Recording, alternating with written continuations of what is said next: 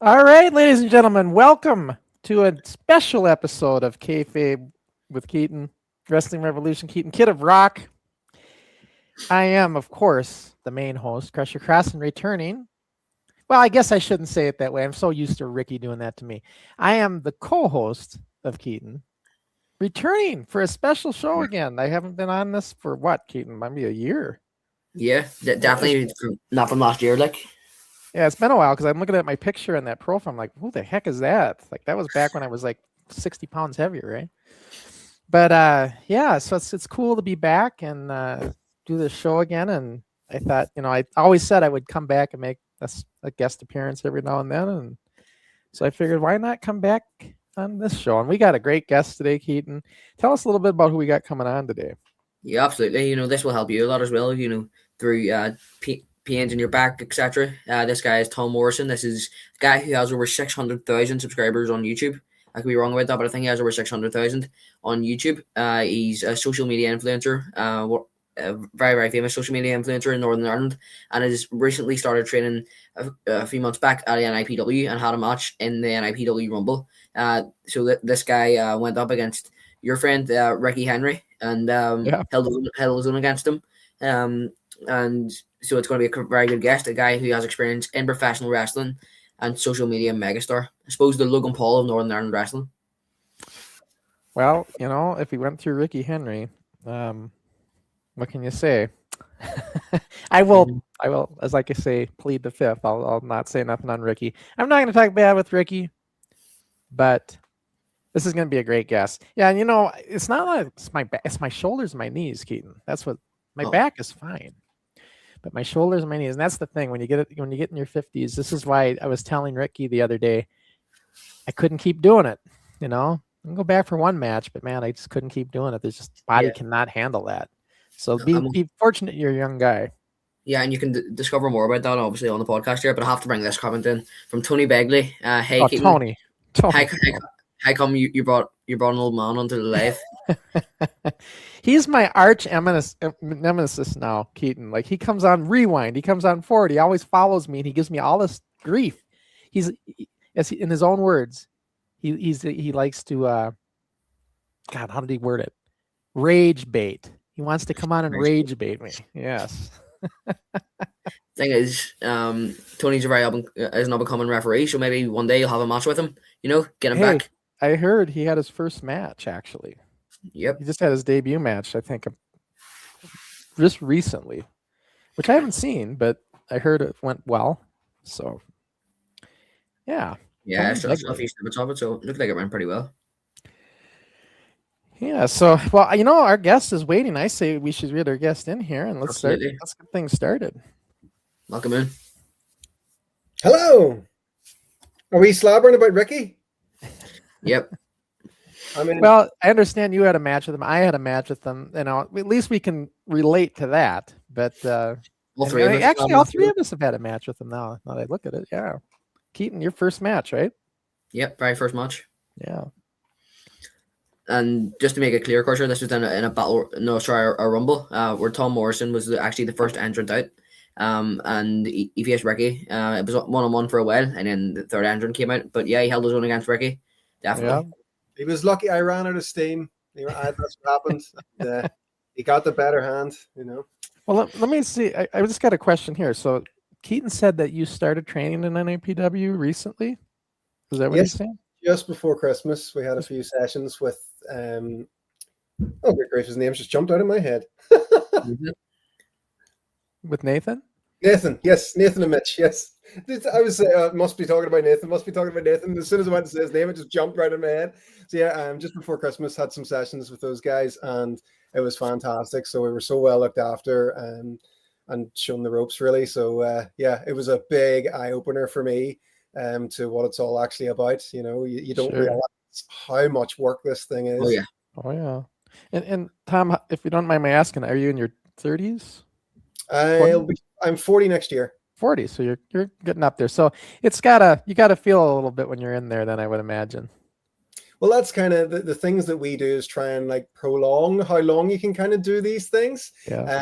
So that for me, through our advertising and stuff, It's really about trying to reach as many different people that do as many different things as possible. So I like to kind of put myself through the ringer and see, like, can I do this kind of thing? So yeah, just trying to get the ins and outs of it. But yeah, when you're talking about impact like wrestling has, pro wrestling has, it's very hard on the body. So a ton of work needs to be done. And especially for a lot of the maybe guys that are doing it that are younger that are listening, you got to start the mobility stuff now, and you'll hopefully give yourself an extra 5, maybe 10 years, maybe longer if you can.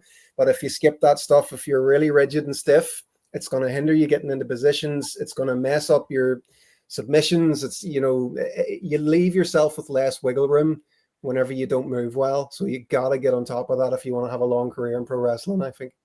Yeah, it's interesting you mentioned that, because one of the things I've done with my shoulders is I use a band and I keep doing all sorts of movements with it and stretches with it, because it just helps. And if you don't do that kind of stuff, and like you said, when you're young, it's easy to get into a routine and start keeping up on all that kind of thing. And then your body can training. Yeah, and then your body can handle it. But if you get away from it, like I did for many decades, and then you try to jump in, then it's like, wow, I'm feeling everything. Absolutely. Like even after the first week, like if you're away for a couple of weeks, you'll feel it after the bumps. It's a shock to the system. Even if you are away, even just for a week, it's still a shock to the system. That's why it's best, to train as much as you can, so you get used to it. Well, you'll never really fully get used to it, but like the more comfortable you'll get with taking bumps, and yeah, because like I when I had my match in January, it was the first time I got in the ring in 35 years, and I tried to prepare myself. I went to the gym 6 days a week for 6 months, got myself physically in shape, but even then I did another 2 months of training in the ring before. But even then, I only had one match, and my shoulders and knees still feel it today. And it's been over 6 weeks, 7 weeks now. So it's like, yeah. So, but that's just part of the age thing for me too, though. It's your younger guys like Keaton, like he just said, start now. Getting yourself, loosened up as much as you can, because it'll just pay off in dividends as you get older. Yeah. Yeah, and when you mentioned that there, you mentioned trying to tell kids, to do it as early as possible. Do you think maybe your social media is maybe a target audience for kids, in a fun way to kind of tell them loosen up your joints? Yeah, well, because it can be awful boring, do your stretches, do your mobility stuff and all. So we do try to make it as fun as possible, and that's the flong and flexible idea. That's the you want to be both strong and flexible, and that's the idea that your joints move well without restriction, but they're also stable too. So that then, if because people, you might notice, don't like to throw you completely straight and stuff. You always land a bit awkward and things. So the better your joints and everything can move, the more kind of whoopsies you can take. So it's always a good idea to prepare yourself. And I always like to talk about this idea of getting like stupid strong. And that's not just like, say like the deadlift, you can just lift a crazy heavy weight with the deadlift. That doesn't mean you're strong. I mean, like, can I put your arm over here and bend it this way, and you still have some level of strength there? That's kind of, that's what you're thinking about when it's talking about transferable strength for wrestling. You can't have, you can't just do lateral raises and expect your shoulders to feel okay. You got to use big joint range of movements, big joint ranges of motion to make sure you've got no weaknesses, essentially. So a lot of the stuff that I actually use for shoulders for people in general actually came from Kushti, so Indian wrestling. So a lot of the like club and mace training that they would do, I would use a lot of variations of that stuff for people that I work with, because it's just the best stuff. So then, in terms of pro wrestling, if you got shoulders that are strong in every angle, you're going to give yourself a lot more wiggle room. Yeah, because you use your shoulders a lot, and taking back bumps and it's everything. And another thing I did out here too is we have these stretch labs, or professional body stretchers. They'll stretch you where you can't stretch yourself. Like they'll get you in different positions and they'll just stretch you. And I remember my stretch therapist, because I'd go once a week, she'd always told me too, you really should see a chiropractor as well, because that can, the stretching combined with the chiropractic can be a real big benefit, So she always recommended seeing a chiropractor as well. And then, of course, my physical therapist, who gave me the band, he's the one who got me on the bands, and he'll have me do it. Like for shoulders, he'd give me a band and we'd have to stretch it like this and have to go all the way around and back and all the way around and back, and then doing all the different, what he's doing, he's strengthening everything around the rotator cuffs. Yeah. Is the idea. Yeah, so they're called banded shoulder dislocates. They look a bit weird to people that have never done them before. It looks like it's gonna hurt, right? No, it's your shoulders are your most mobile joints in your body, so you actually want to be doing more movements like that to keep them happy. And if you're just doing partial stuff and you're just doing your overhead press and your pull-ups, it's not enough to keep shoulders strong and functional. That's the truth. I mean, I found that out when I got those bands, because you can feel what you can't do in the gym, you know? Yeah, it's crazy. Like you're 10 reps and your shoulders are burning, yet you can, do push-ups all day long. It doesn't matter. But it catches your weaknesses. Yeah, and the thing is, even in any sport, for training with moving your joints and everything, obviously you have to have good, you need to have that every sport to loosen out and things like that to make sure everything's safe. I believe I seen you one time maybe with your kid, bringing your kid up to one of the junior sessions, or maybe that was someone else. But yeah, am I right? Yes, Seth came up. Yeah. He had to have a wee go. So he's turning 7 on the 1st of April. So he'll be old enough for the classes then. We'll let him try one first, but he was just that wee bit too shy at the moment. But at home, he loves to mess around. And we've got this like giant Olaf, from Frozen, and he suplexes him on the sofa, and he's bouncing around doing also. We'll have to kind of stop him from doing stuff because he's jumping off the top of the sofa doing forward rolls and stuff. I was like, no, you're not supposed to try at home. But the thing is, what I was going to lead into there was, when you were at the training sessions with the kids, or even when you're training yourself, was there anything that you saw with the NIPW training or just wrestling in general that could work on with loosening their joints, or something that they could do to maybe critique pro wrestling training? Yeah, I went through Nathan with a few exercises for hip stability and stuff too.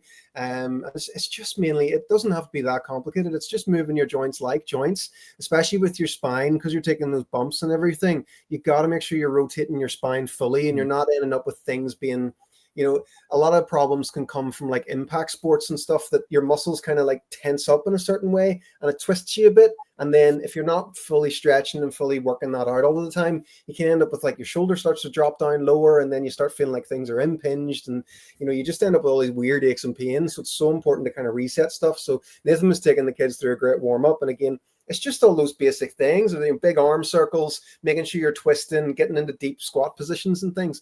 All of that stuff is so important to be doing, and doing it in a reset type of way. Also, like after your sessions, make sure you cool down with moving your joints gently and having some gentle breathing as well. So it's kind of it's the thing I find that gets lost a lot in MMA, because traditional martial arts, you always had your forms. So you would have warmed up with your forms, and that was to make sure your joints are moving and reset everything and, calm the mind and all that. But you would have finished with your forms as well as that kind of like reset after you've done your sparring and stuff. Whereas nowadays, everybody just goes in and baits 7 shades of potatoes out of each other and they go home, so you lose that traditional martial arts aspect. So it's kind of what I'm big on, is like trying to get that element into people of like, no, if you want to have a long career with this stuff, you got to do this stuff to reset your body too. You can't just beat it up all the time. Well, I think, and Nathan does it, Keaton. I've seen it both in the kids class and the adult class. You do your warm-ups and stuff, and they do a lot of mobility stuff, I've noticed. So I think he has taken some of that maybe you showed him and started applying, at least what I seen when I was out there just a few months ago. There's a few comments, Keaton, I'd like to bring in before we get too far along with comments. Let me just get caught up on them quick. Darren says, welcome back, Sean. What a cool guest you guys have tonight. I love Tom's videos. So funny and educational. Yeah, love to hear that. That's from Darren. And then Jesse Jackhammer, he's always coming in saying hello to you, Keaton. So there you go. Yes. Hello to Jesse Jackhammer.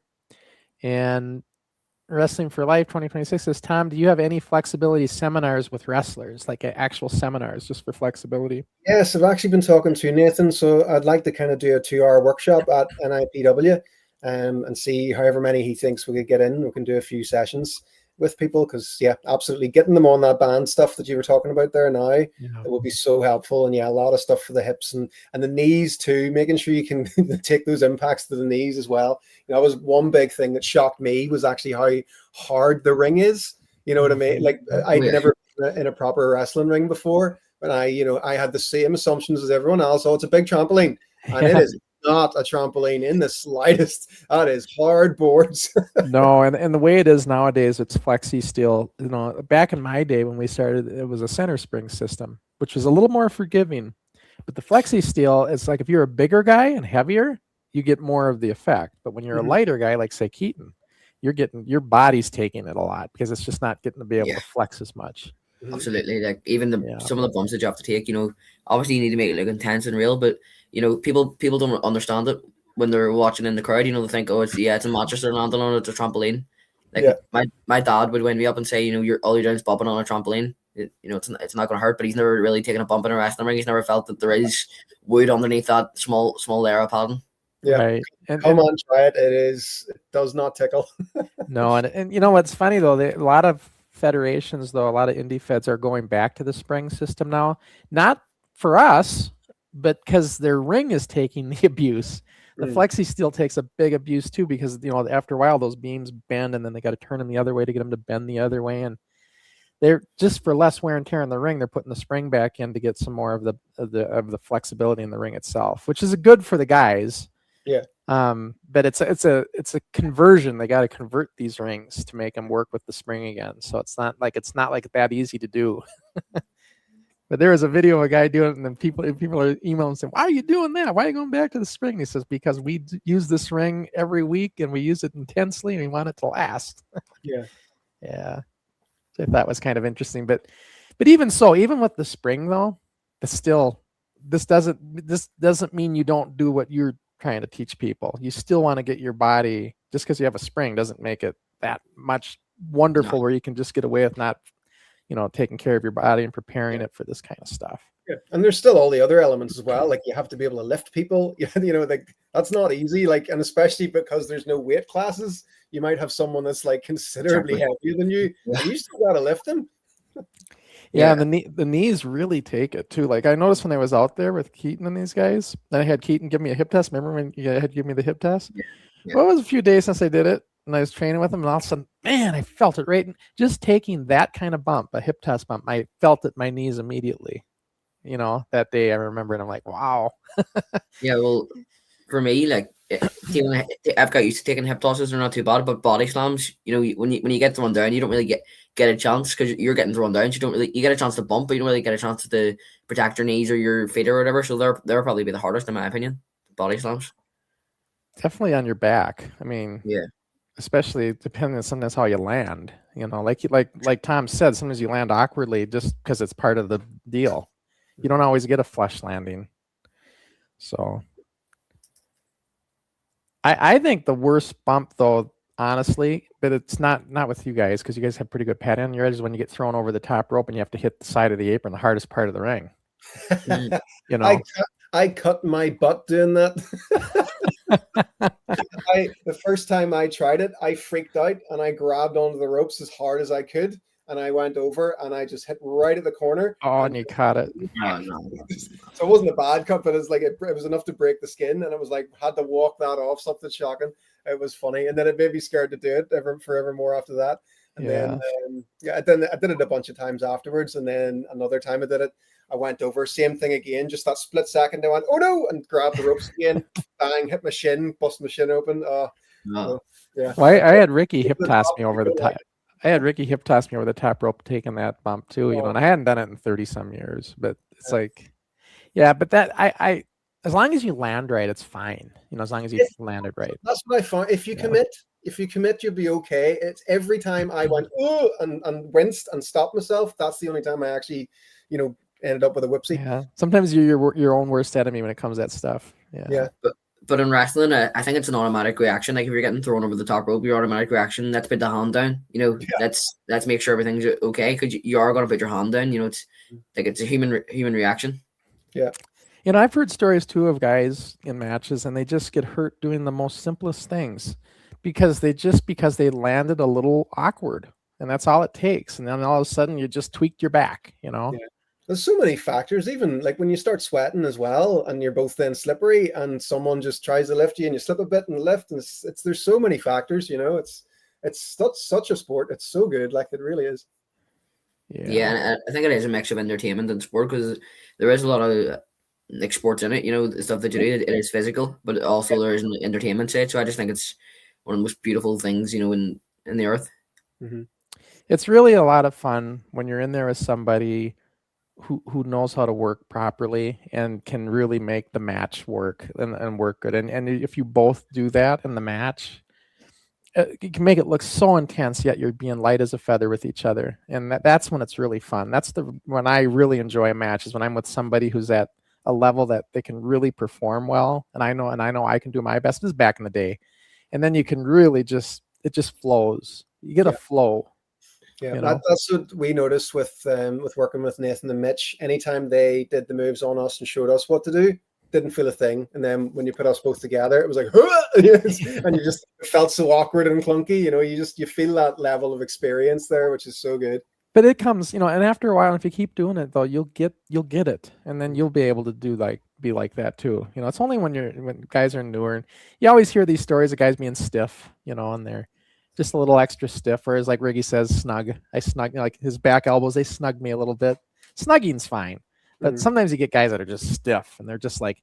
I remember when I was training in Salt Lake City, I had this little guy, and he hit me like a freight train, just come running into me 100 miles an hour in the corner.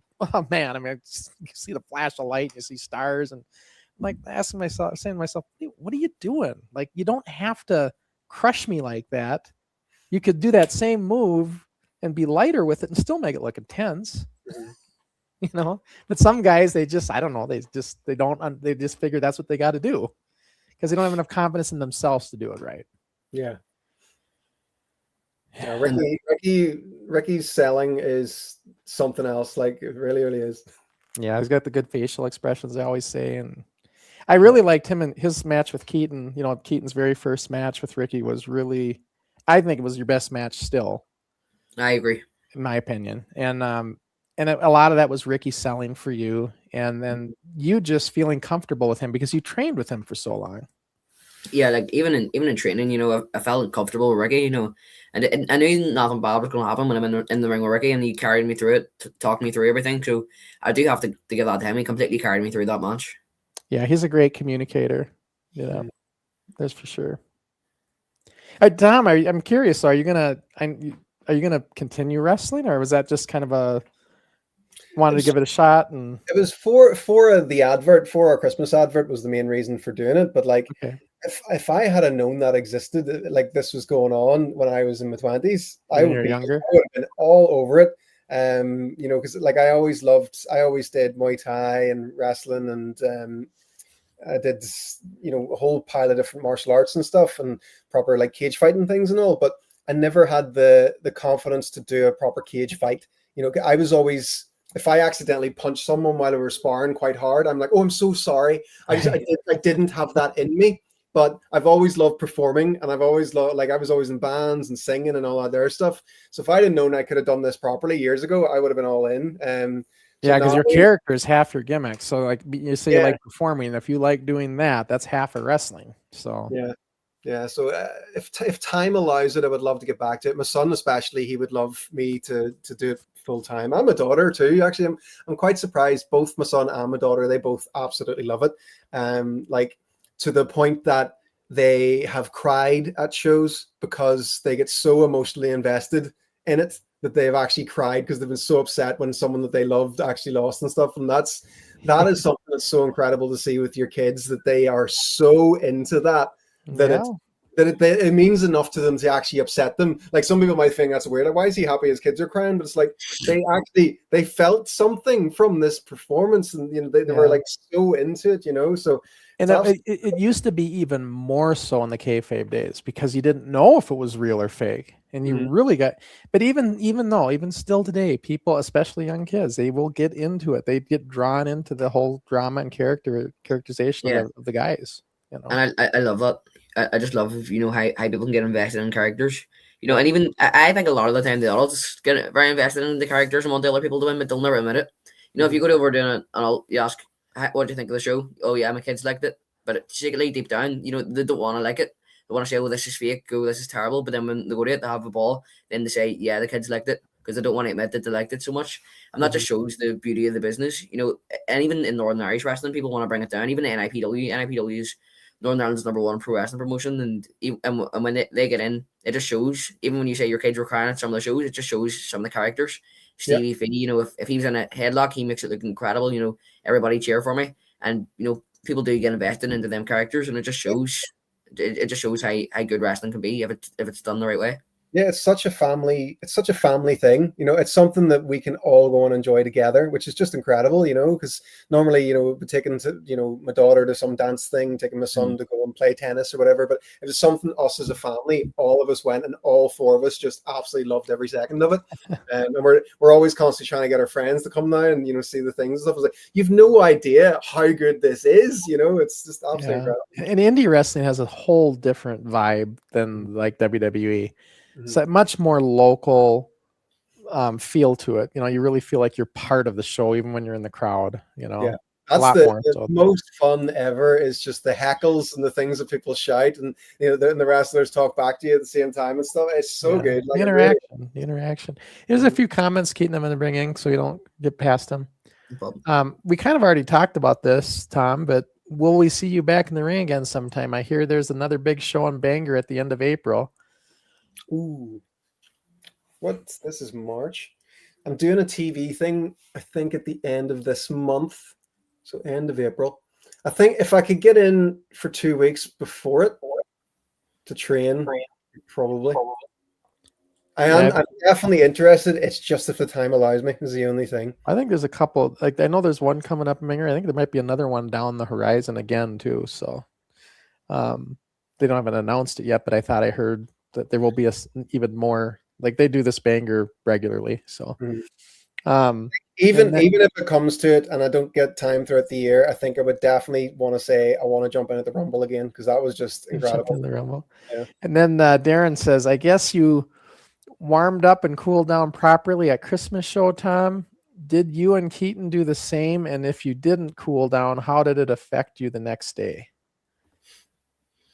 The waiting around is so interesting, and I was so involved with talking to people that, again, getting so much tips and stuff, I didn't really do my full warm-up, but there was a wee set of steps, and something I love to do is basically get your leg up on something and just get down deep into your hips and wiggle yourself around, and plenty of arm circles. So yeah, I did have a good warm-up before going out, but yeah, the excitement, like the buzz, was just almost enough. Oh yeah, I mean, the very first time you're going to go in a match, you had to have been excited, and you must have been. I know exactly what you were feeling. So it's like, and that's almost now when you look back, it almost feels like a blur almost, because you were so excited. I didn't tell my kids I was doing it. We kept it secret from them. Also, they didn't even know, huh? We just said, we're just going to watch the show. And because we were getting the advert played there at the show, I says to the kids, I need to go back here and get the DVD back here to play, even though it was streamed. I said, I need to go back here and get this DVD. So I disappear off the back, and then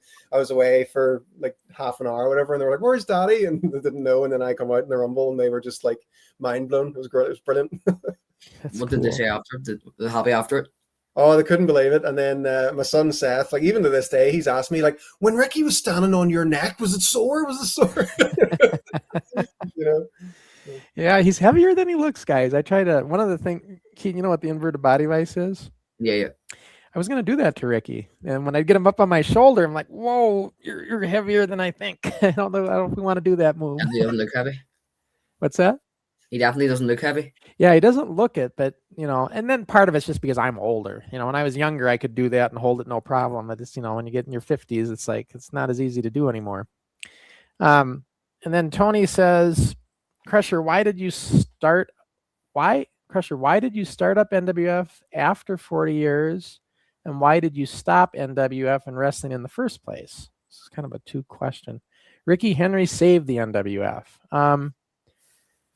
Why I started up, so what he's asking is, why did I start it up 40 years later? I think what he means is, why did I bring the belt back, right, Keaton? Is that what he's saying? Yeah, I think so.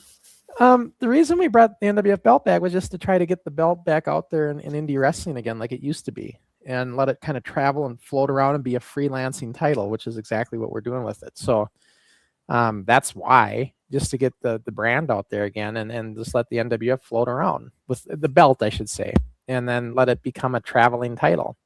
And Ricky's been the first champion of it, and that's what we're doing there. And then why did I stop the NWF in the first place? Well, that's a loaded question, Tony. I mean, I don't have time to get into it on this podcast, but go and watch.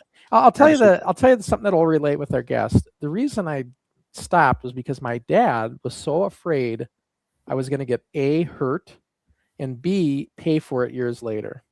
Because he knew, he watches me in all these my dad was at every show I ever did. He was my biggest fan, but at the same time, he was always in my ear, especially when I started doing Eddie Sharkey with all that stuff in the PWA. He'd be like, you're going to pay for this when you get older. If you keep doing this and abusing your body, you are going to pay for this. Your back is going to pay for it. It was worried about the most is my back. And so he wanted me to go to college. So long story short, he just wanted me to, get a career, of some sort and not keep trying to rely on this wrestling. Because in those days, Tony, wrestling was a big man's game. And I was 150 pounds. You didn't have too many 150-pound wrestlers. Most of the guys were 200 plus. So I wasn't big enough for the time period. And so my dad see me in there with guys that were much bigger than me, and he was just afraid he was going to get hurt. So that's it in a nutshell. So, and if you want to hear that, in more detail, go check out Indie Wrestling Uncut episode 2. Yeah, great episode. Blood, Sweat, and Steroids. Of course, I'm going to say it's a great episode because it was with me. But yeah, I enjoyed doing that with you, Keaton. That was a good episode. Yeah, that's a great series, you guys. You should all check that out. Keaton's other series he does. It's not a live podcast, but it's just a series, and it's Indie Wrestling Uncut, and he does different stories of guys in the indie business, and it's just kind of like a dark side of the ring for indie wrestling, right, Keaton? Yeah, exactly like that. But I'll talk about that later. We'll get back to our guest here. So, Tom, we've talked a bit about your wrestling, but you got pretty big from social media, on Instagram and on YouTube. You can correct me if I'm wrong, but I believe you have over 600,000 subscribers on YouTube. And so you obviously made quite a big career out of it. So how did it all start for you? And how did it get so big, do you think? So I first started writing for like online magazines years ago. So T Nation and Box Rocks, CrossFit magazines, things like that. Just the tips for mobility and stretching and stuff. I got really badly injured basically when I first started trying to train. So whenever I was growing up, I didn't have an interest in kind of any forms of training. And then all of a sudden I was like, you know what, put on a bit of weight, need to lose weight. And I decided to join a martial arts gym. So I went from someone that never exercised and never, even in here in Northern Ireland, the school doesn't have that much of a big push on doing sports and stuff like that. So I just skipped it all basically and just did not enjoy training. But then I finally found something, hey, this is pretty cool. I want to do this. So I started doing it 6 days a week and my body could not cope with it. And it was because I had no flexibility whatsoever. And no strength. So I hurt my knee, I hurt my shoulder, and I hurt my back multiple times. And I just kept pushing through it and just did not listen. And then eventually I ended up picking up a really bad back injury. So I herniated 2 discs and could barely walk for about a year. So I had to then learn how to rehab that. And then I learned so much through that actual process of getting myself pain free again, of why was I not always doing this stuff? And then I was working with people at the time and I just kept seeing the same things again and again and again. It's like, if you don't do this, your knee's going to start hurting in 6 months' time, I'm telling you. And they wouldn't listen. And then, lo and behold, it hurt. And then they come back and would tell them what I need to do. And then they would fix it. Nobody cares until they're hurt. And that's the worst place to be because you're already hurt. Whereas the prep work is so much easier than you think. And it's what keeps you going for the long run, essentially. So I just started to figure a lot of stuff out, and I'm not overly academically smart in that way. So for me, it was I was asking all these people, how are you supposed to fix yourself? What about nerve pain? What does the brain do? And all this here kind of stuff. And I would be like, no, you need to make it simpler for me. You need to make it simpler for me. No, explain it like I'm 2 years old. And that's kind of the way I would break things down. It's like, oh, so all I need to do here is wiggle this and it'll feel okay. And then they basically be like, well, yeah. It's so I'm like, well, I got to teach that way then, because that's what real people need to hear. It needs to just be simple.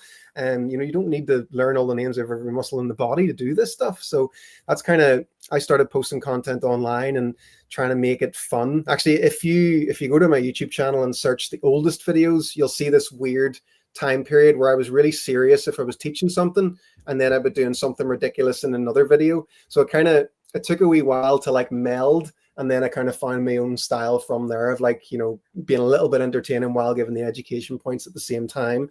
And then it just kind of grew from there, really. So me and Jenny, my business partner, we kind of jokingly say that we accidentally started a business, and we really did. We loved helping people and getting people pain free, because we both just had really bad histories with really bad injuries. And like, I was for giving up training altogether. You know, you wouldn't have been speaking to me now if I had been in the pain I was when I got my MRI scan to tell me about all the disc injuries and stuff that I have.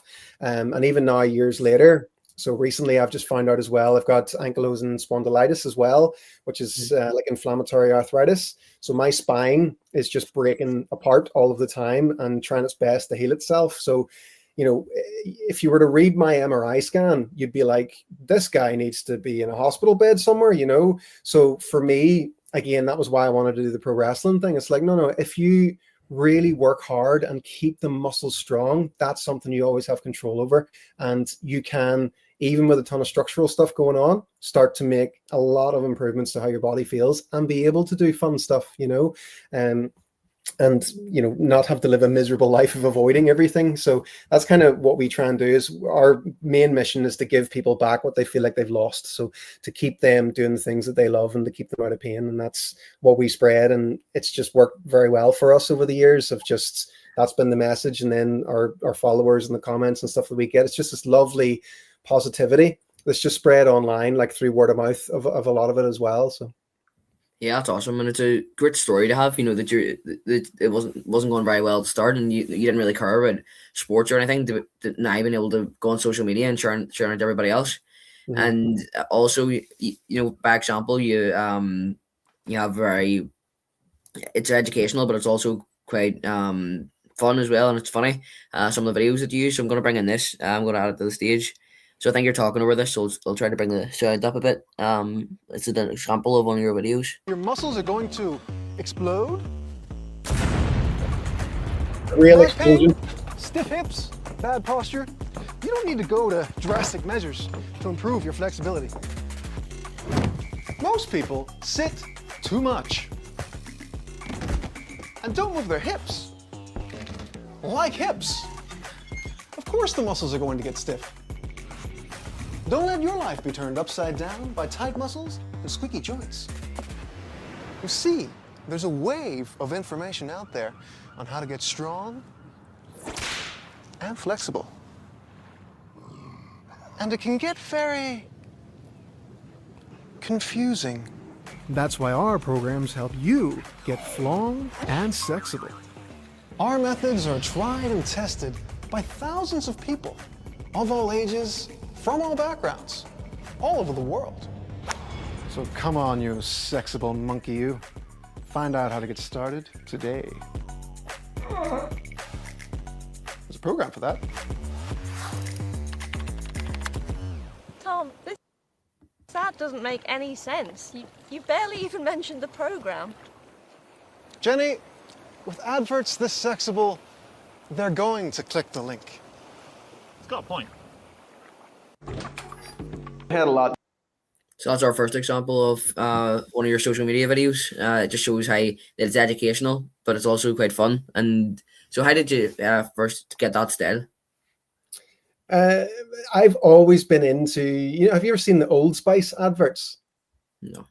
No, they always did these crazy adverts where like things would be coming on the screens at all times, and it would just like you'd be looking at it going, "This is an advert for aftershave? What on earth?" You know. So that it just always made me chuckle. So for me, it was always, you know, I want to do something that's visually grabbing and entertaining, but also like kind of getting the point across, and you know, and to seem approachable and engaging as well.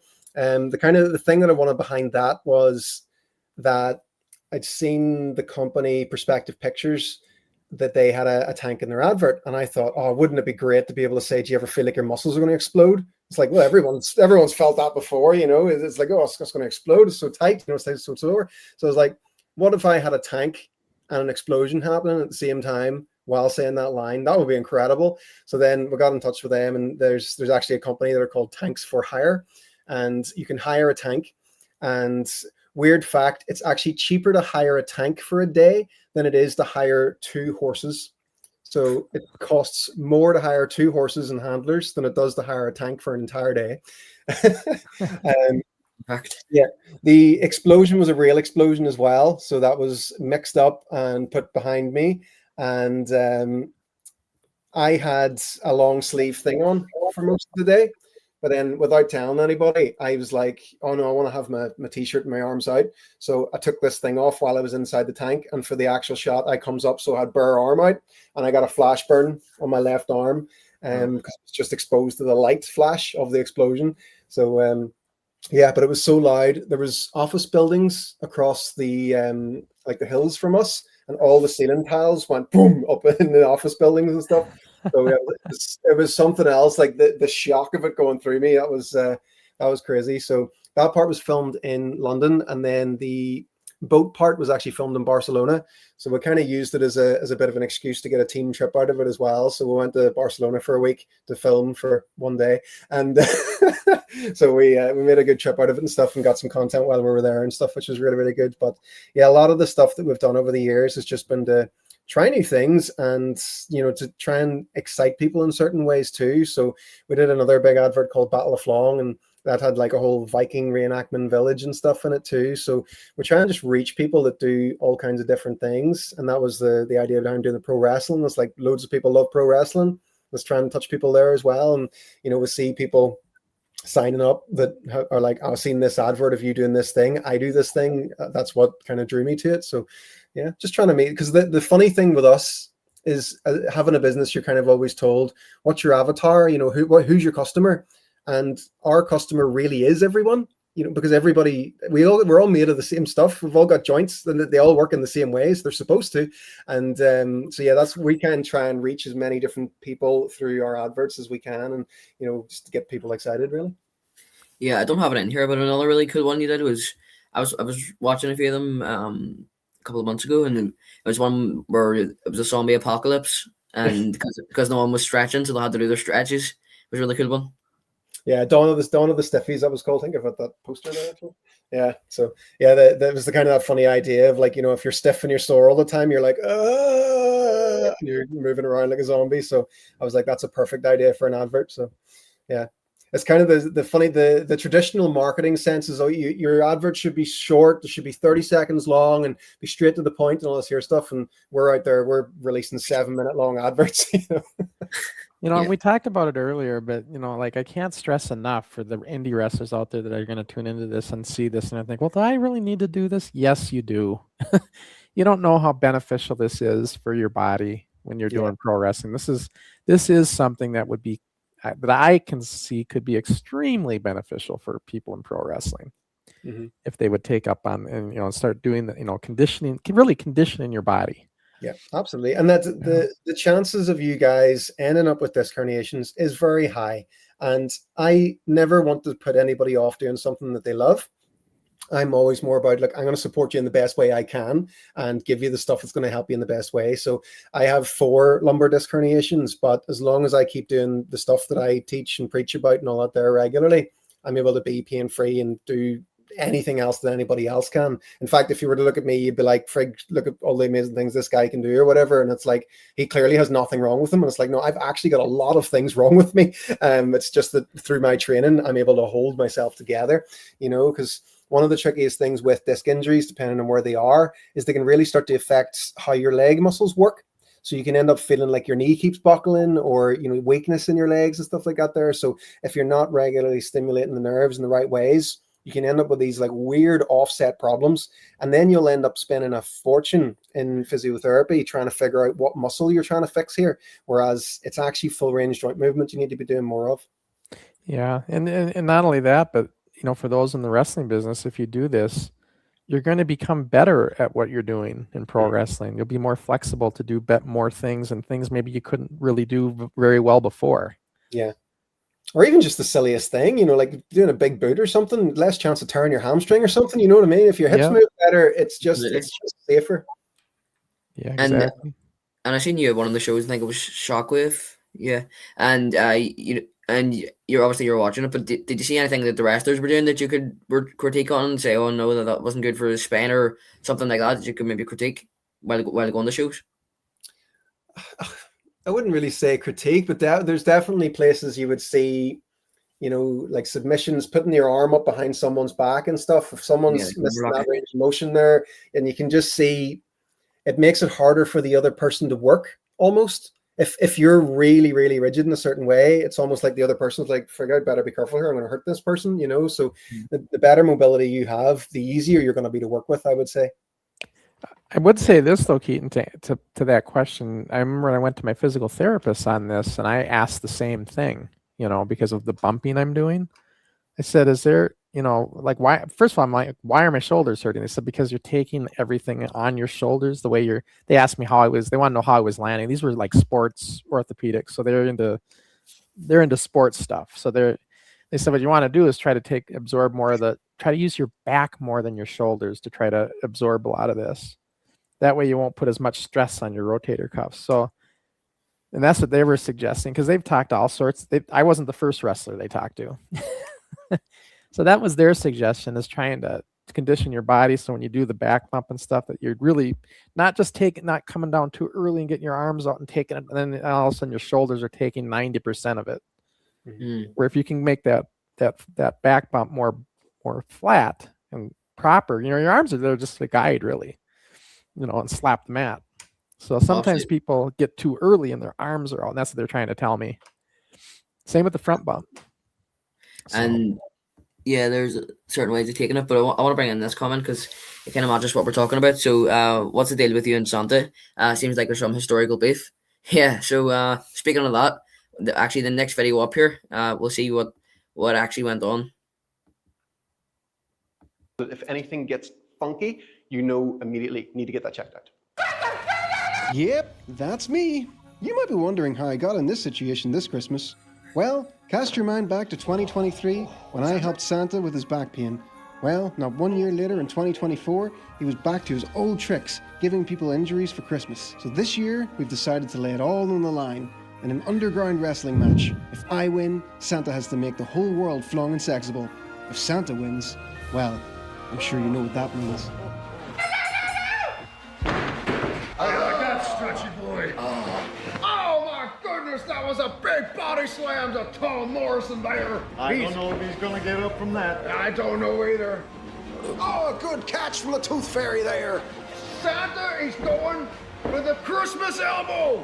The Christmas elbow, the second most electrifying move in sports entertainment. Oh, look at that. The full force of the elbow just out.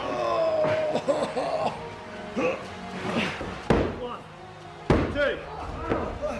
That was 3, ref. That was 3. You just made the naughty list, referee. Oh, Santa's not happy about this at all. He's climbing up the top rope. You're done for. I fly like a reindeer, sting like a bee. He's ready to take flight. Santa's gonna fly. Ho, ho, ho! Oh, a full 600 pounds. I've never seen a man that size fly like that before. Oh, he's so heavy. Tom, you need to do the simplistic mobility method. It's totally online and you don't need any equipment. Okay, that's the sales pitch. In the middle of it. Your bump pads won't help you with this. 1, 2, oh, kick out of the 2. Oh, I thought he had him there. Tom Morrison is lining him up. It was a good spear. As God is my witness, he is broken in half. Oh, stalking Santa for a second time. These two are staring off. It's about to kick off here. Oh, it's about to go down. Think you could stun me, jabroni? I'm a goddamn mythical being. Santa got jacked. Where did Santa's trousers go? Look at that. Let's go, baby.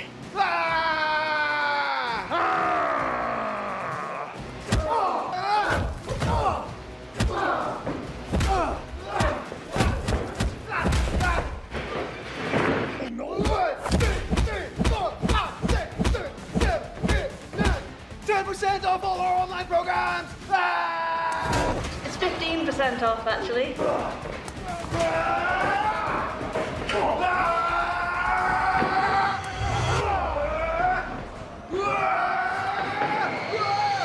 Oh, and there goes Tom Morrison. over the top rope. How's he going to recover from this? That's a big hit. Get back in the ring. Come here. He's got Santa on the beard. Oh my God. Oh, elbow. Oh. That is nasty. Santa, get yourself back in this ring now. It's the mandatory referee gets knocked out. Oh, kick to the face. Oh, well, I think we hit the referee on the way past. The steel chair is out. Santa's pleading. No, Tom, stop, please. He doesn't want to get hit with that chair. Remember that bike I bought you when you were 9? Let's hug it out. They're hugging it out. Hugging it out. That's very nice of Santa to do that. Yeah, you love that little pink bike.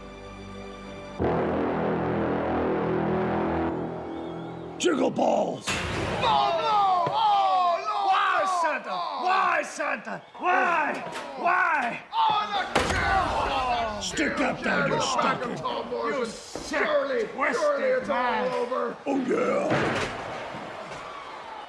Santa's looking for the 3 count here. Come on. Wake up.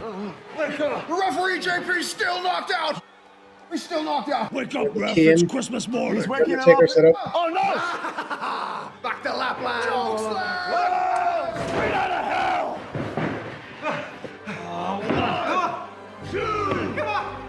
Oh, kick down. Kick down. No, you had him. You nearly had him. Time to stretch your ankles. Oh, he's got him in the ankle. He's going for it. No, Santa, no. You can't win. You have to make the world more flawed and sexable. They have to do that for themselves. Give up, Tom Morrison.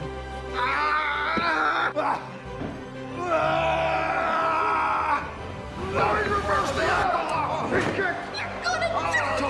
Tom Morrison is stalking. He's stalking him. Oh, Okay. somewhere. Come on. 1, 2, 3. Tom Morrison is the winner. Apparently they're selling online programs. It's a great discount. It is a great discount. Maybe they do need to do it themselves. They could do the simplistic mobility method. So one-time purchase, no subscription, is the perfect Christmas present. Huh. It's a Christmas miracle. Yeah, let's get out of here. Yeah. Santa. Ho, ho, ho. Here we go, Santa. Here we go.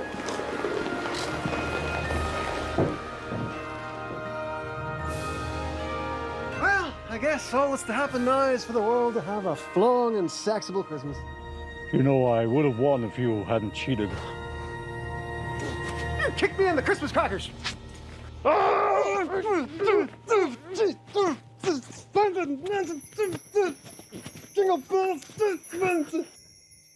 Awesome.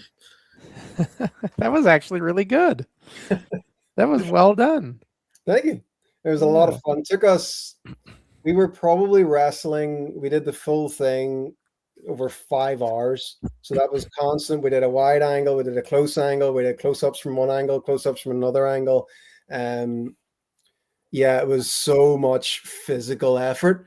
And like the next day, we were sore. You know, the training sessions we done in the Rumble and stuff, totally fine. But doing that for 5 full hours was something else, you know.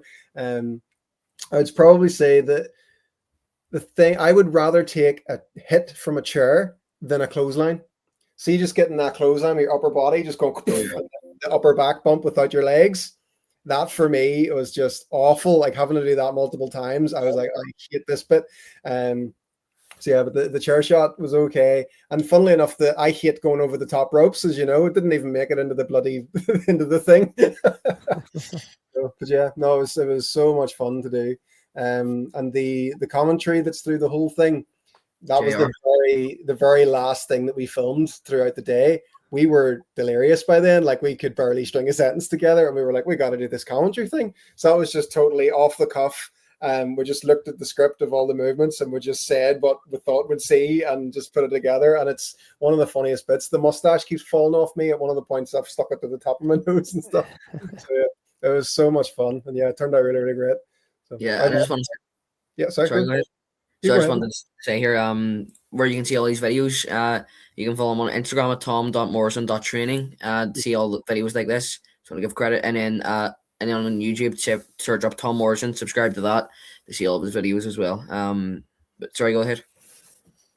Yeah, I can't remember what I was saying. It's okay. Well, Yeah, there's a question, Keaton, we didn't bring in that I think is an interesting question since Tom has so many followers on YouTube. What is the secret to getting such a social media following? Like, what sort of software do you use? I watched one earlier where you were in a tank to begin with, like we talked about that. So like, what's the secret, I guess, is what they're saying to get such a big following? long-term consistency for 10 years. So it's not something that happened overnight. So for us, like I would say it took me 7 years before we hit 100K followers on YouTube. And then from there, it was only a couple of years to get up to 600K. So it's one of those things when you find a system that kind of works for you, of like how you're making your videos and stuff.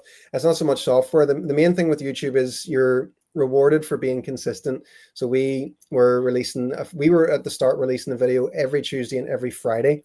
And one was a movement demo, one was more of an explainer video. And then the adverts we would have been doing, you know, Christmas, my birthday, Black Friday.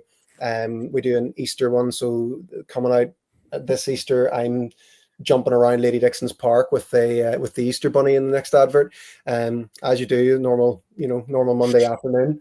So yeah, just that long-term consistency and just honing your message a lot is a big part of it, you know. So And you're like very like it's specific to what you're doing, the stretching, mobility, and everything. That's your specific content, and then you make it very like creative and entertaining. There's so much. It's trying to meet people where they're at, you know. So I try and explain to people about, you know, we teach the 6 hip functions and making sure that you're moving your hips like hips essentially. But what people struggle with and hear is like, oh no, I've got sciatica, you know, I've got piriformis syndrome, or I've got a weak glute med. So a lot of our content is designed around that. It's like, hey, do you think you got a weak glute med? Actually, have you ever looked at these 6 hip functions and worked on your hip as a whole? You've over 600 muscles in your entire body. It's never just one that's the problem. So that's kind of the way we teach. So, you know, we're never going to be stuck for content ideas essentially, because there's so many ways that people, you know, it's not even so much misunderstand. It's just the knowledge that you have at the time. You know, for me, years ago when I injured my back, I thought the discs slipped and they slipped out and slipped back in. And that's what I thought that they did. Whereas if you've, you know, a disc herniation or whatever, it's like a tiny cut and it's just a bit is poking through. And that's actually what it is. And it can always be there and not have any effects. You know, you can just go through some periods where things are a bit more sensitive than normal, and you just need to adapt your training if that happens. So it's not about stopping essentially. So that's another one for any of your wrestlers that maybe do have recurring injuries. You got to learn how to train even while it happens, that you're still able to keep moving.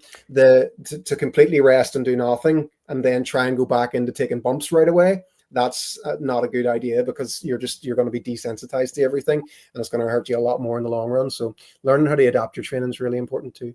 You know, it's interesting you bring that up though, because like that was I had this other stretching program I got into that's very similar to what you're doing.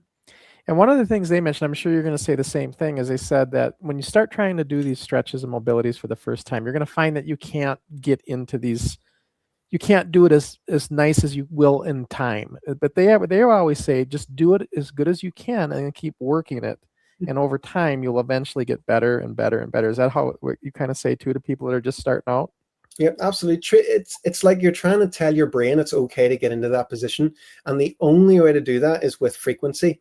The younger you are, most of the time you'll be able to do it faster, but it doesn't mean it's, you know, not impossible forever. You know, even in your 50s, 60s, 70s, we have people starting, and it can just take you a little bit longer because you've moved a certain way for so many years.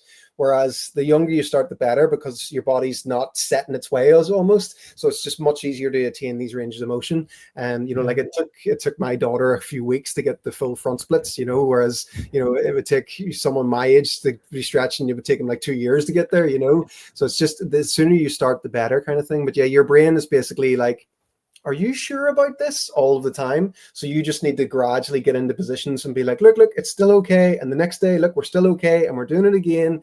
And then that's how the range of motion starts to improve, because your brain actually feels safe. I don't know if you've ever seen, like there's If you put someone under anesthetic completely, you'll be able to lift their foot up and touch their toe to their forehead, no problem, because the brain's not putting the handbrakes on. So essentially that's what we're all dealing with in a lot of cases, is your brain has a handbrake on and goes, I don't think that's safe. I'm not letting you do it. So neurological tension can be a big part as well. But you can't just kind of say, oh, my brain thinks I'm not flexible, I'll just be flexible. You still got to put the work in as well. You got to train the muscles too. Yeah, that's a good point. And when you're mentioning there, different tips for wrestlers, I want to know your best piece of advice, because there's different guys like Marty Jones who had, unfortunately, he had a lot of bad injuries to his leg and suffering more worse causes from it. And Ric Flair, who's got into the ring loads of times without being properly trained. There's so many wrestlers who just haven't taken care of their body, especially like ECW and ZZW, all hardcore wrestling. They just do not care about their bodies, hardcore wrestling, things like that. So what's the main piece of advice you would give maybe the older wrestlers coming through, to protect their bodies now that the wear and tear has already been done? I would get yourself stuck into really good strength programming and starting to lift weights in a more of like a moderate weightlifting way, but aim to have more range of motion than partial range. So say, especially with like the likes of squats and stuff, rather than just going into partial ranges, to actually elevate your heels up so you can fully open up the knees, so you can fully get that full deep stretch into the quads. So you'll need to go much lighter with the weights that you're lifting, but you're actually going to be respecting your joints more. Lots of different lunge variations are so important as well. When you look at wrestling takedowns and stuff like that, a lot of stuff is lunge based. So a lot of your training, you want to actually be using load in lunges and in different positions, the curtsy lunge, the dragon lunge, doing deep split squats, all of those things to get your legs. Essentially what you're trying to do is stretch at the same time as strengthen. So it's kind of like, it's one of those things, your ego needs to take a bit of a hit because you're using a larger range of motion. The weight has to be lighter, but ultimately it's going to help your ligaments, your tendons, your joints much more long-term, rather than you just, lifting as heavy as you can and then going and just trying to wrestle as well. Your training, you want to have your assistance work is that their idea of like putting your body back together again, essentially, save the heavy lifts for when you're doing your suplexes and, you're lifting people and you're doing your matches. Your general training, you got to be on looking after the joints so that they can take the impact, Absolutely. And even like wrestlers, they have faced the wear and tear of their bodies, obviously. Ric Flair, a great example of just not training for matches and having the causes. So yeah, you're right about that. Wrestlers really do need to be careful about their bodies, especially when they're getting into the ring. Yeah, and don't listen to the anomalies. There's so many people that will be out there and say, you don't need to do any of that nonsense, load of nonsense. Look, I never do it and I'm fine. It's like, yeah, you're fine now because you're 20, kid. You know what I mean? And it's like, you got to be like, no. If you sit on the edge of your bed at night and logically think, does it make sense to try and strengthen my joints from all angles with light weights? A lot. Yeah, I can't see any downsides to that. It makes sense. Make sure your joints move like joints. You can do a lot of other stuff, so like we've worked with rugby players and all over the years and stuff too, and like the speeds that they're being taken down at, it's just insane. You basically gotta build up your body's natural body armor, and that's gonna be through full range stuff. If you're only strong in partial ranges, you're just leaving yourself open to problems. And not only that, but with weightlifting, there's an old misconception that you're gonna get bigger muscles and more strength by lifting the maximum weight. Yeah. And that's really an old way of thinking, because they've done studies where they've done people who've lifted lighter weights with more reps versus heavy weights with less reps. Mm-hmm. And what they find is you gain the same muscle either way. So you're not really benefiting yourself, is what I'm trying to say, by just pushing the maximum weight all the time. Yeah, a lot of stuff comes down to genetics as well. You're going to look like you, and there's just some people that are those genetic freaks that they walk past the dumbbell and, their biceps grow. Those people are out there. So you should always stay focused on yourself, and longevity needs to be your biggest priority, because the longer you can train for, the bigger muscles you can eventually get, because you're not having to take time off because you're injured, so that if you make it the utmost thing, it's just the best thing in the world. I always start with movement first for anyone. Make sure you can move well, then start to add moderate loads in lots of different directions and really respect the joints. And then, then load up things heavy when you're ready for it. And then, punish your body and do the hard stuff, But if you've got, it's all about the prep work. It really, really is. Yeah, and easing into it too, like especially when it comes to the gym. If you're gonna start, if somebody's never been to the gym and they want to say, "Oh, this is great advice. I'm gonna go start lifting weights," and then they overdo it the first day and they can hardly walk out of there after 2 days or 3 days. Yeah, and they just kill their momentum, right? Yeah, I always say milk the weights, like really milk the weights that you're lifting. Gradually increase the reps you're doing before you increase the weight. It's not about that. Show me someone that was able to go to the gym 4 or 5 times a week for a year compared to, lifting moderate weights compared to someone that went, 2 weeks here, 2 weeks there and lifted as heavy as they can. You know what I mean? The person that was consistent will always win. Right. And the point is, though, you're going to pull every muscle you got, and then you're going to be so broke that you're going to be like, I don't want to do this anymore. But if you do like you said, and just start out light and work your way up and work your way in every other day. They always say every other day with the gym because you want to let your muscles recover. But, at least every other day with the muscles you're working, I should say. You can go every day. Just try to work different muscles each time. Yeah. But then if you just do it gradually, you're not going to break yourself, and you'll have a lot more just a lot more energy to keep doing it. Yeah, a lot more tolerance as well. So the more you do, the more you can do. But when it in terms of the stuff that I teach, mobility work, you can do that every day. I don't think anything of grabbing the band and doing a few reps with the resistance band, shoulders, like it's sitting into a squat or doing a couple of lunges or Cossacks or something every day without fail. Training when you're at a gym, you're using weights and stuff like that 3-4 times a week. It's probably plenty for most people. Yeah. And I always suggest swimming too. Swimming is a great toning for your whole body. If you have a pool that you can do laps, swimming laps. Yeah, cardiovascular stuff too. Yeah. Yeah, it's moderate cardio, but really you're toning because when you swim, you'd be surprised you're using every muscle. And it's and that's another one too where people try that when they've never swum before, and you swim a couple laps, like, oh my gosh, my lungs are burning. I can't do this. Yes. But if you keep doing it, you'll get used to it. Yeah. And you even said yourself that the swimming was probably the main thing that helped you through your match with Ricky. Oh, for sure. Obviously, it's a big help. Yeah, for the cardio, like it really did. Like it's a great cardio. It's a slow. It's not an intense cardio. It's not like doing aerobics, light aerobics, but it's a slow, what they call a slow cardio burn, which is really good. So if you can find, and swimming's a great one because it's low impact. So you're not really hurting yourself. Yeah. So yeah, that's the thing, especially like for you, Crusher. Like if your knees are starting to feel tender, the last thing you should be doing is going out and doing a 5K run. Right. It's just going to punish your knees, So rowing machine and swimming are phenomenal pieces of equipment. Things to do. Yeah.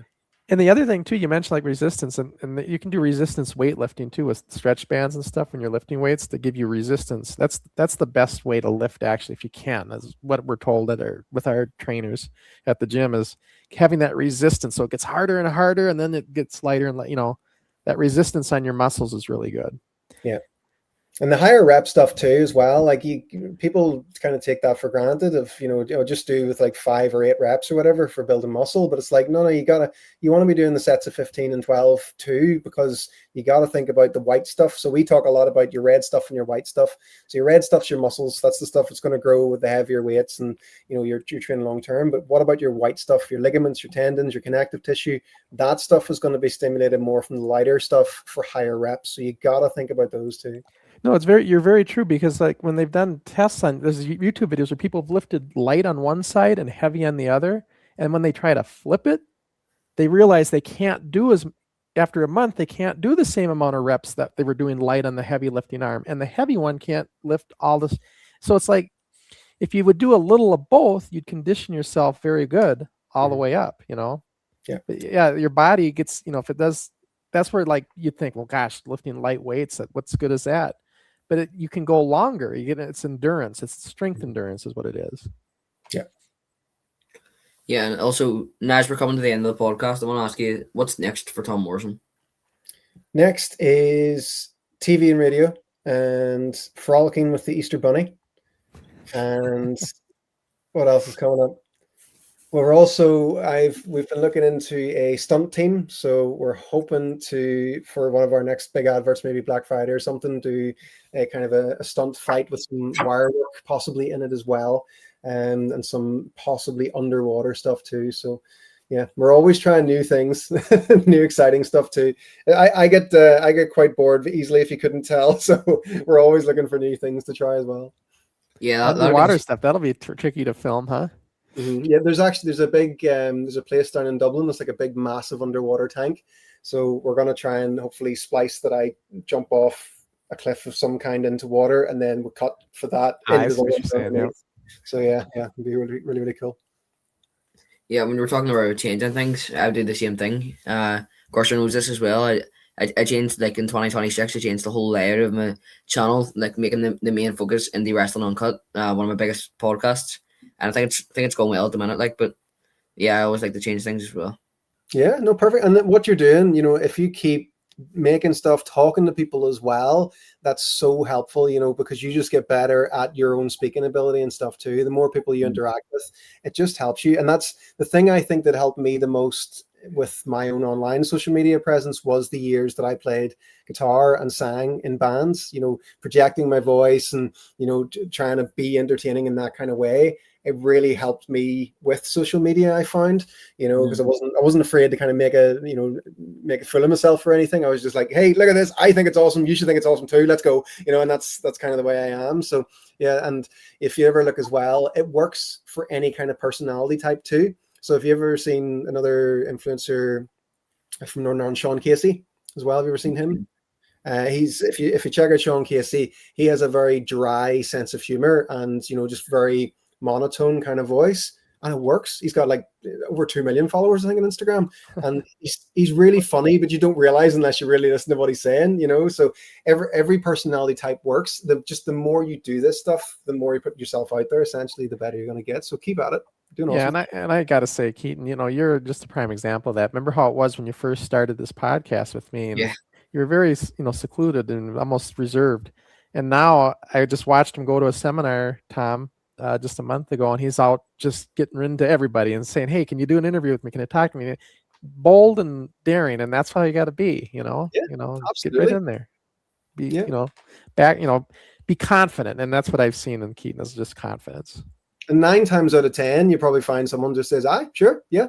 I have been so surprised in the past probably 7 years, I think we've been doing things, and I've just been like, hey, can I hire a tank? They're like, sure. Oh, okay. that was easy, so it's all these kind of things you want to do. So even with NIPW, whenever I messaged Nathan, I didn't get an answer on the email, so we thought I will just show up, and we walked in, and I was like, oh, they're going to say no. There's no way they're going to say that we're allowed to hire this place for a day and, work in wrestling or whatever. And he was the loveliest guy, and he trained us, and he helped us out so much, and back and forth texting and things. And he helped us with like doing the script for the routine and everything, So, yeah, we were shocked, like just how friendly the whole thing was, And by the way, was the Santa Claus, was that a regular wrestler, or was that somebody just for the... No, that was our web developer. So he is a massive WWE fan. Like, he was over for WrestleMania and everything. He looked all right in there, I gotta say. Yeah, he actually lost a ton of weight. So he did. So it wasn't his main goal, but he was like well over 100 kilos, and he got himself down to, I think he was 78 kilos, so he's slightly lighter than me for that. So yeah, he did incredible. I was curious if that was like one of the NAPW guys or somebody that was doing that with you. I wasn't sure. No, it was me and Luke. So Luke was Santa in the other adverts as well, and he was actually much bigger and stockier there. That's why we always had him as Santa. He always used to joke years ago, oh, Christmas is coming up, I need to start bulking. So he would just start eating. He would just completely let himself go coming up to Christmas. And then last year he just decided, no, I want to lose this weight properly now and keep it off for good. So he really, really did. And the shape he was in was incredible. So, but yeah, the second we finished filming and we did the commentary part, he whipped out an entire, what was it, an apple pie, like an entire apple pie for himself, and he just started ripping it down. I can relate, because I was dieting for 6 months. I know exactly. He's like, finally I can have something.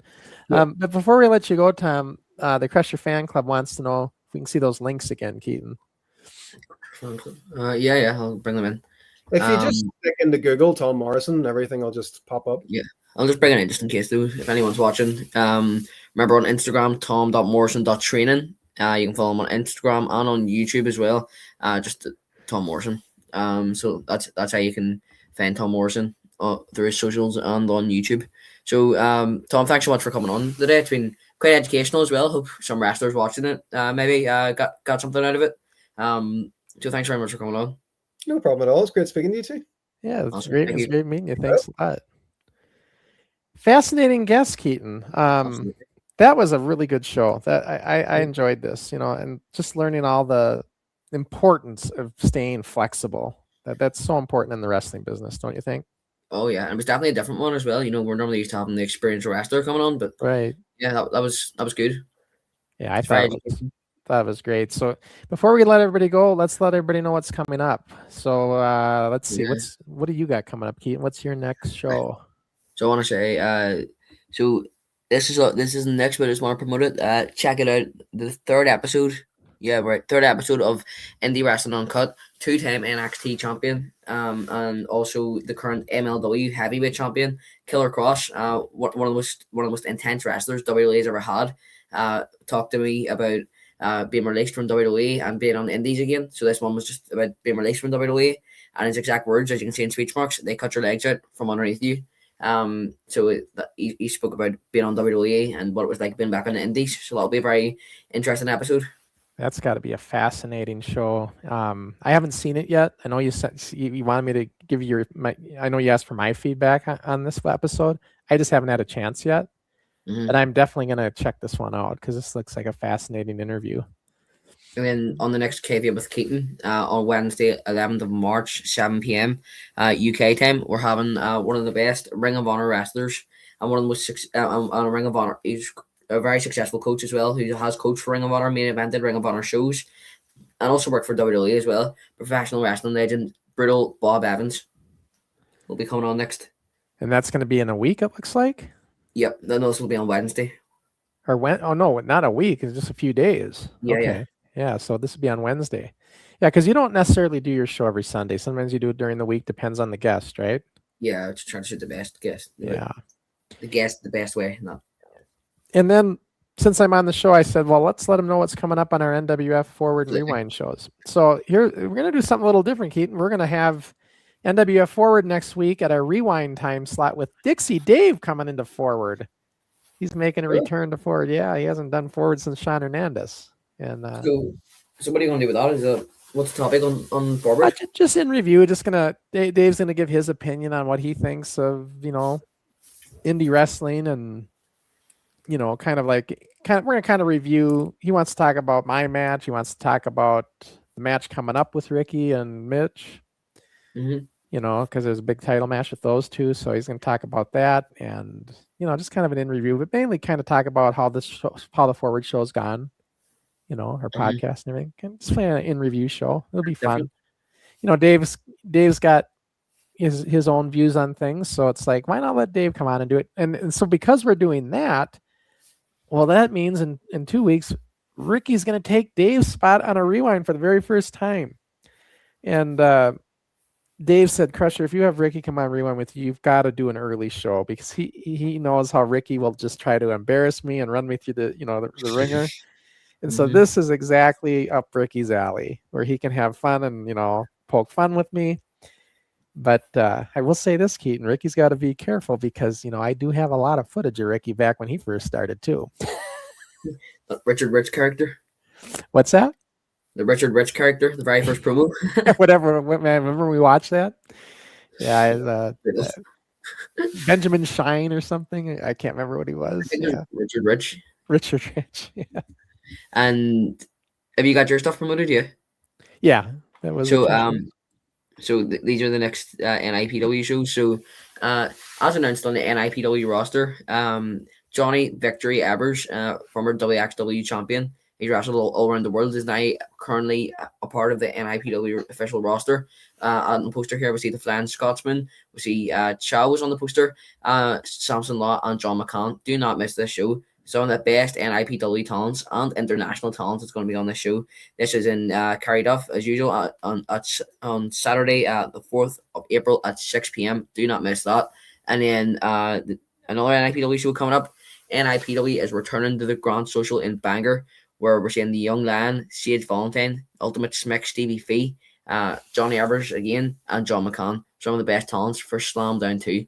The first ever Slam Down was an absolute banger of a show, absolutely incredible, and Slam Down 2 promises to be even better. So get your tickets for that.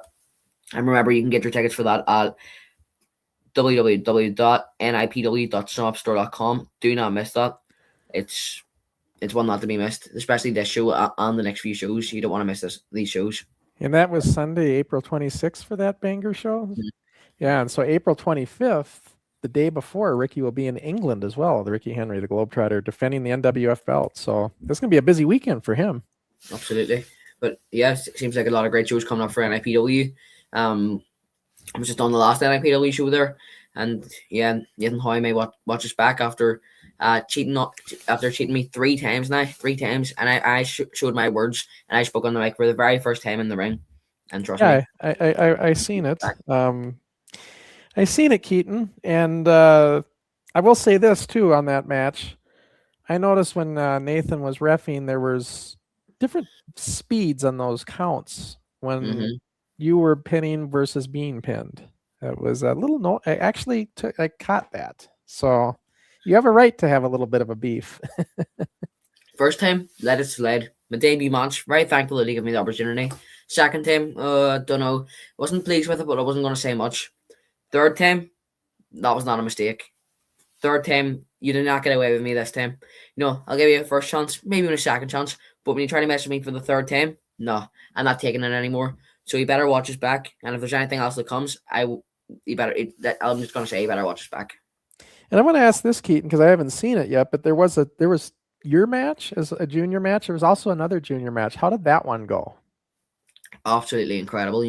Went all out for that match. Keaton and Eli, Kid Chaos and the Wee Show went all out for that match. Absolutely incredible. Yeah, So went really well. I haven't seen it yet, but I haven't seen many of the other matches yet. So I haven't seen all the shows. But you said it was a pretty good show, though, right? That just took place. And and Keaton was on the card. He had a match. That's what he's talking about. And yeah, so it'll be NIPW episode 2. You like to see the Future Stars episode 3. Get your tickets for it, and Slam Down 2. So Slam Down 2. So do not miss this. Some incredible shows coming up. You get to see the stars of the future. We get to see stars as seen on WWE, like John McCann. We'll get to see Johnny Evers, international wrestling talent, and some just talents from Northern Ireland, like the likes of Sage Valentine. It's a show not to be missed. And these two shows coming up just proves that NIPW is Northern Ireland's #1 pro wrestling promotion, without a doubt. And don't forget, guys, to check out Keaton's series, Indie Wrestling Uncut, because that's really a great series, and you can watch it from the beginning with episode 1 and work your way up through all the episodes. Now he's got 3 of them up there. So, any idea of what's going to be next on Indie Wrestling Uncut? Because this one's already out, but you got anything that you're working on? Well, let's just say things get bigger every single time, and it has been. It was blood, sweat, and steroids. I love the idea of that episode. I think it worked really well. This episode got really big because of the WWE release, and I don't really want to share too much. But for this fourth episode, it's going to be big, and that's why I don't want to share it. It's going to be a very big surprise. But it is something you're already you got in the works, right? Yeah. Even on this episode, when I said it was going to do something big, nobody expected a former WWE superstar. And that's what the whole point of Indie Wrestling Uncut is. People think that nobody's going to expect. Showing the grind of the business and showing the grind of the business and respecting indie wrestling. But I'm also giving you stuff that nobody will ever expect. I don't want to keep that. So I'm not going to share who's coming up next, but just be surprised and be ready. And guys, I want to say this too. Keaton put his own version of me and Ricky's match up on his channel with his commentating, which I thought was great. If you ever get a chance, check that out with Keaton's commentating. One thing you did in the commentating, Keaton, I was going to ask you about. You remember when I gave Ricky the back body drop? Mm-hmm. And you said, man, we just don't see that very much this day in age in wrestling. Is that true? That back body drop's not a thing as much anymore? I don't normally really see it, no. You see it now and again, and you would see it sometimes on WWE, but just recently in the last few years, no, you don't really see it very much. You would see it more in the AWA, with Vern Gagne, sure, picking up the bigger guy. But No, you don't really see it nowadays as much. So that's Well, why I just say, I'm glad I pulled that one out of the arsenal then, because I wasn't intending to do that to make it like something you hadn't seen, but it was like I thought that was interesting how you said, man, we just don't get to see that much over here, and I thought that was Yeah. interesting. so once again, subscribe, like and subscribe to the NWF channel, and also our channel Wrestling Revolution with Keaton, where you get to stay tuned for this upcoming surprise. So that's all that's coming up. What were you going to say there, Crusher? No, I was going to say that was great. So yeah, we went a little longer today, mainly because I came back for, we had a little more to say, but I hope you enjoyed the show, and maybe check out the next time we're live, check out an Indie Wrestling Uncut, and we will see you next time, whether we're live or on Uncut. Have a good night, guys.